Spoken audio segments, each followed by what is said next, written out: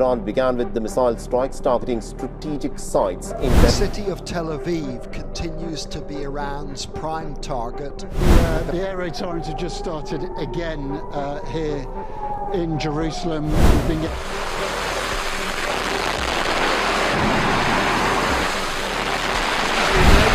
The military is undertaking a massive and ongoing operation. You can say with any confidence that this will be the last. በዓለም ላይ በኢራንና በእስራኤል መካከል ያለውን ጠላትነት ያህል የመረረና የከረረ ግንኙነት ያላቸው ሀገራት የሉም ቢባል ማጋነን አይሆንም። በዚህም የተነሳ ሁለቱ ሀገራት በቀጥታና በእጃዙር አንዳቸው ሌላኛውን ለመጉዳት ሲጥሩ ቆይተዋል። የኢራን መሪዎች ጠላት የሚሏት እስራኤል ከምድረገጽ እንድትጠፋ እንደሚሹ በይፋ ከመናገር አልፈው በቅርበት ሰላም የሚነሷትን ቡድኖች ሲደግፉ ቆይተዋል።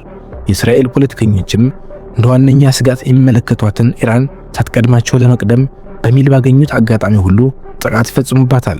እስራኤል ቁልፍ የምትላቸውን የኢራን ወታደራዊ ኢላማዎችን፣ ባለስልጣናትና ሳይንቲስቶችን አድፍታ ስታጠቃ፣ ኢራን ደግሞ በእስራኤል ዙሪያ በሚገኙ ሀገራት ውስጥ ያሉ ታጣቂ ቡድኖችን በመደገፍ ሰላም ስትነሳት ቆይታለች።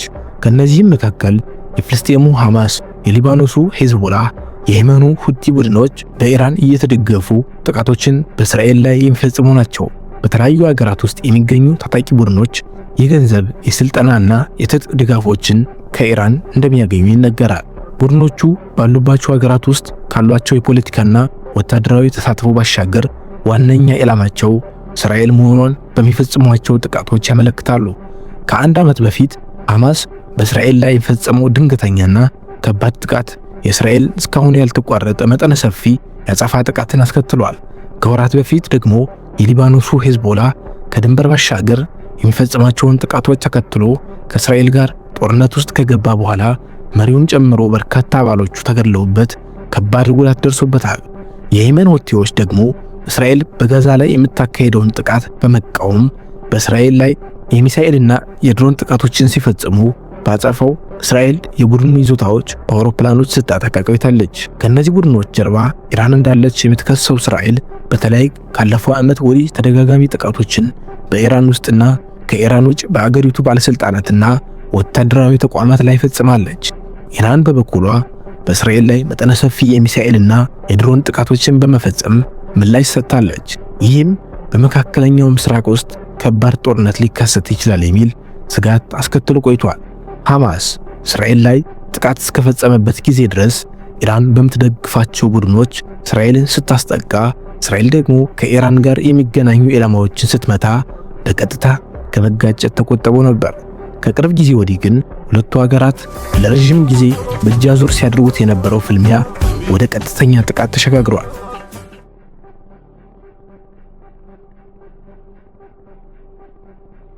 ማን ወታደራዊ የበላይነት አለው? ቢቢሲ ሁለቱ ሀገራት ያላቸውን ወታደራዊ ብቃት ለማሳወቅ የተለያዩ ምንጮችን ተጠቅመዋል። ነገር ግን አገራቱ ከዚህም በላይ የተደበቀ ወታደራዊ አቅም ሊኖራቸው ይችላል። ዓለም አቀፉ የስትራቴጂክ ጥናት ተቋም IISS እስራኤልና ኢራን ያላቸውን የጦር መሳሪያ አቅም ለመገመት የተለያዩ መንግስታዊ እንዲሁም ማንም ሊያገኛቸው የሚችሉ የመረጃ ምንጮችንና ዘዴዎችን ተጠቅመዋል። የስቶክሆልም ዓለም አቀፍ ሰላም ተቋምን የመሰሉ ድርጅቶችም የአገሪቱን ወታደራዊ አቅም ለማሳወቅ የአገሪቱን ወታደራዊ አቅም ለማወቅ ጥናቶች አድርገዋል። ነገር ግን ትክክለኛ አሃዝ በማግኘት በኩል አገራት መረጃዎችን ስለማይሰጡ ልዩነቶች ይታያሉ።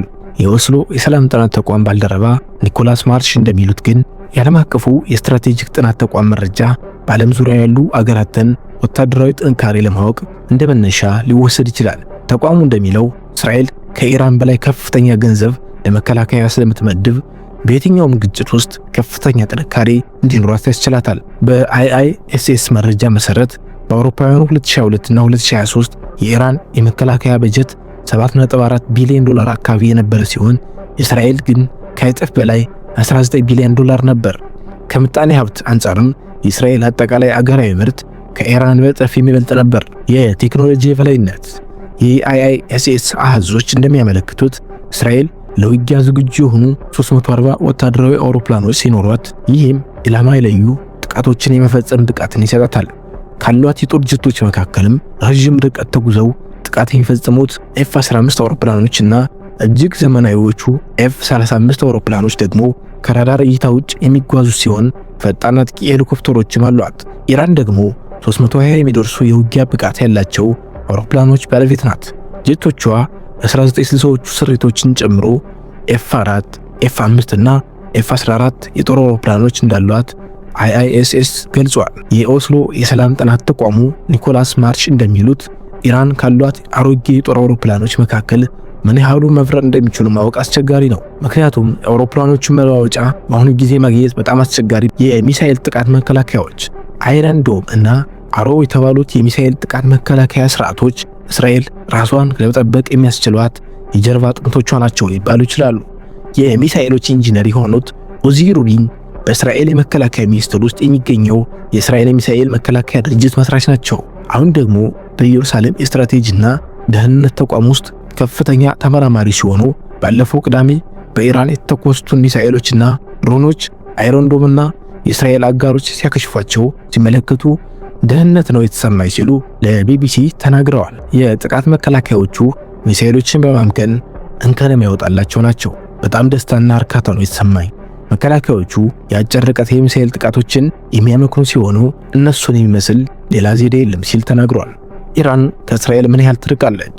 እስራኤል ከኢራን ከ2100 ኪሎ ሜትር በላይ በሚሆን ርቀት ላይ ነው የምትገኘው። ዲፌንስ አይ የተባለው መጽሔት አርታኢ ቲም ሪፕሌይ ለቢቢሲ ሲናገር ኢራን እስራኤልን ለማጥቃት ዋነኛ መሳሪያዋ ሚሳኤል ነው። ለዚህም ኢራን የምታካሄደው የሚሳኤል ግንባታ ፕሮግራም በመካከለኛው ምስራቅ ውስጥ ካሉት መካከል ትልቁና የተለያየ አቅም ያለው መሆኑ ይነገራል። ከአሜሪካ ማዕከላዊ እዝ ጀነራል ኬኔት ማኬንዝ በአውሮፓውያኑ 2022 እንደተናገሩት ኢራን ከ3000 በላይ ተወንጫፊ ሚሳኤሎች አሏት። ሲኤስአይኤስ ሚሳኤል ዲፌንስ ፕሮጀክት ባወጣው መረጃ መሰረት ደግሞ እስራኤል ከራሷ አልፋ ለበርካታ ሀገራት ሚሳኤሎችን ሸጣለች።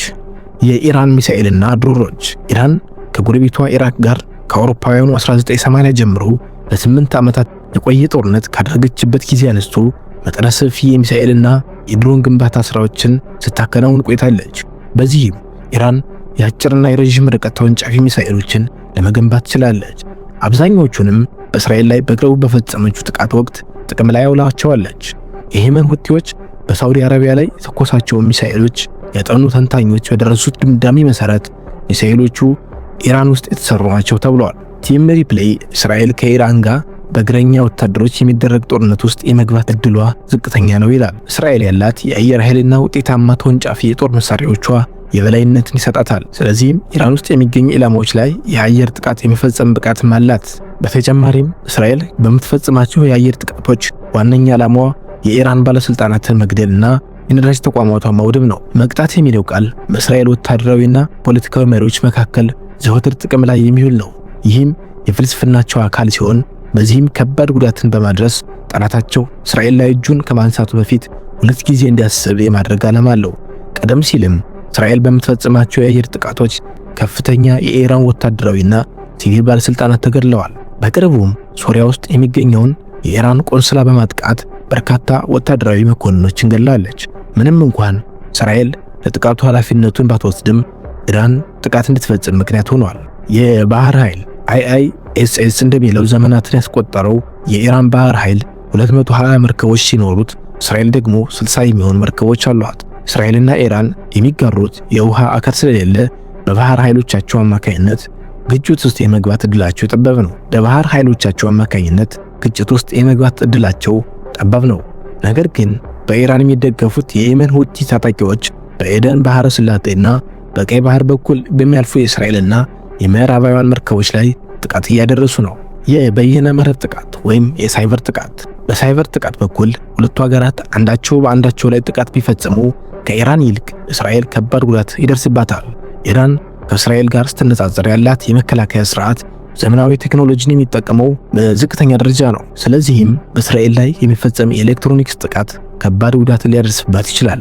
የእስራኤል መንግስት ብሔራዊ የሳይበር ክፍል በሀገሪቱ የተለያዩ ዘርፎች ላይ የሚፈጸመው የበይነ መረብ ጥቃቶች በከፍተኛ ሁኔታ መጨመራቸውን ጠቅሶ በጦርነቱ ወቅት በኢራንና በሊባኖስ ታጣቂ ቡድን ሄዝቦላ መካከል ያለው ትብብር ጨምሯል ብሏል። በሐማስና በእስራኤል መካከል ጦርነት ከተጀመረ አንስቶም በ3 ወራት ጊዜ ውስጥ ብቻ 3380 የበይነ መረብ ጥቃቶች መፈጸማቸውን ዘግቧል። በኢራን በኩል ደግሞ የአገሪቱ የሲቪል መከላከያ ድርጅት ኃላፊ ብርጋዴር ጀነራል ጎላም ሬዛ ጃላሊ እንዳሉት በቅርቡ በኢራን ምክር ቤታዊ ምርጫ ከመደረጉ ከአንድ ወር ቀደም ብሎ 200 የሚደርሱ የሳይበር ጥቃቶችን ማክሸፋቸውን ገልጸዋል። ባለፈው ታህሳስ በኢራን ላይ በተፈጸመ የበይነ መረብ ጥቃት በመላው ሀገሪቱ በሚገኙ የነዳጅ ማደያዎች ከባድ የአገልግሎት መስተጓጎል ገጥሟቸው እንደነበረ የነዳጅ ሚኒስትሩ ጃቫድ አውጅ ተናግረዋል።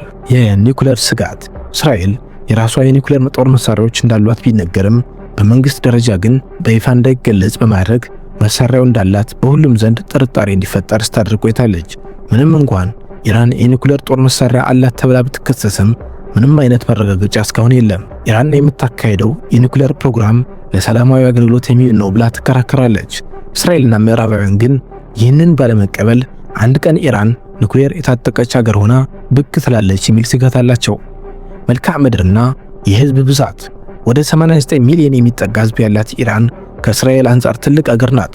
10 ሚሊዮን ህዝብ ያላት እስራኤል 9 ጊዜ ከኢራን የሚያንስ ዜጋ ነው ያላት።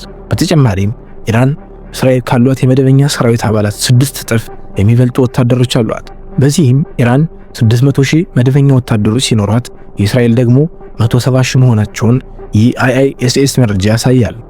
እስራኤል ኢራንን እንዴት ትበቀላታለች? በእስራኤል ጎረቤት ሀገራት ውስጥ የሚገኙት በኢራን የሚደገፉት ታጣቂዎች በእስራኤል ላይ መደበኛ ጥቃቶችን እየሰነዘሩ ሲሆን በምላሹ እነሱን ኢላማ ልታደርጋቸው ትችላለች። የመካከለኛው ምስራቅ የመከላከያ ባለሙያው ጄሬሚ ቢኔ እንደሚያምኑት እስራኤል አጻፋ ለመመለስ ከፈለገች ሊባኖስና ሶሪያ ውስጥ የሚገኙ ቦታዎችን የመሳሰሉ በርካታ አማራጮች አሏት። ነገር ግን መደበኛ የሆነ ጦርነት በሁለቱ ሀገራት መካከል ይቀሰቀሳል የሚለውን ስጋት ግን ቢኔ ይጠራጠሩታል። ለዚህም ኢራንና እስራኤል የሚጋሩት የየብስ ድንበርም ሆነ ባህር ጠረፍ ስለሌለ ፊት ለፊት የመዋጋት ዕድል የላቸውም ይላሉ።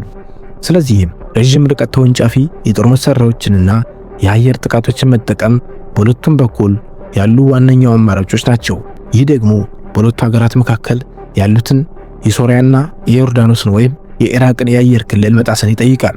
በእስራኤል በኩል ከዚህ በፊት እንደምታደርገው ሁሉ ሰላዮቿን በሚስጥር ተልዕኮ አሰማርታ ኢራን ውስጥ ያልተጠበቁ ጥቃቶችን ልትፈጸም የምትችልበት እድልም አለ።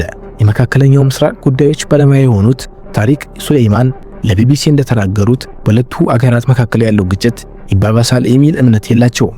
ነገር ግን በኢራን ላይ የሚደረግ ጦርነትን የሚደግፉ የፓርላማና የካቢኔ አባላት ስላሉ በጠቅላይ ሚኒስትር ቤንያሚን ኔታንያሁ ላይ ጫና ሊያሳድሩ ይችላሉ ይላሉ። እንዲሁም በተለዋዋጩ የእስራኤል ፖለቲካ ውስጥ ኔታንያሁ ፖለቲካዊ መዳከም ባጋጠማቸው ጊዜ የኢራንን ካርድ ሊመዙት ይችላሉ ሲሉም ያስጠነቅቃሉ። የእስራኤሉ ሂብሩ ዩኒቨርሲቲ ባካሄደው የህዝብ አስተያየት መለኪያ 3/4 የሚሆኑ እስራኤላውያን አገራቸው በኢራን ላይ የአጸፋ እርምጃ የምትወስድ ከሆነ ከወዳጆቿ ጋር ያላትን የደህንነት ስምምነት ስለሚጎዳው ይቃወሙታል።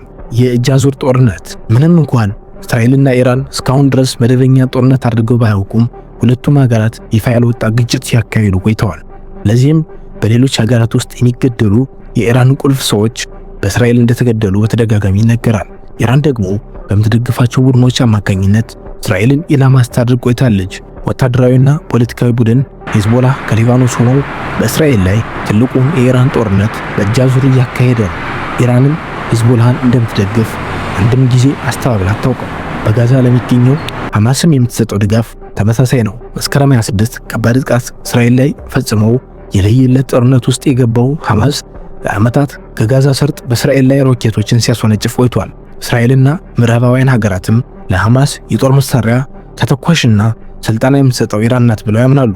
በየመን የሚገኙት የሁቲ ታጣቂዎችም ሌላኛዎቹ የኢራንን የእጅ አዙር ጦርነት የሚያካሂዱ ቡድኖች ናቸው። ሳውዲ አረቢያም ከሁቲዎች በኩል የሚተኮሱባት ሚሳኤሎች በኢራን የተሰሩ ናቸው ትላለች። በተጨማሪም በኢራን የሚደገፉ ቡድኖች በኢራቅና በሶሪያ ውስጥ ከፍተኛ ስልጣን አላቸው። ኢራን የሶሪያ መንግስትን የምትደግፍ ሲሆን በእስራኤል ላይ የሚፈጸሙ ጥቃቶች የሶሪያ ግዛት ጥቅም ላይ እንደሚውል ይነገራል። ቀጣይ እስክንገናኝ ቸር ሰንብቱ።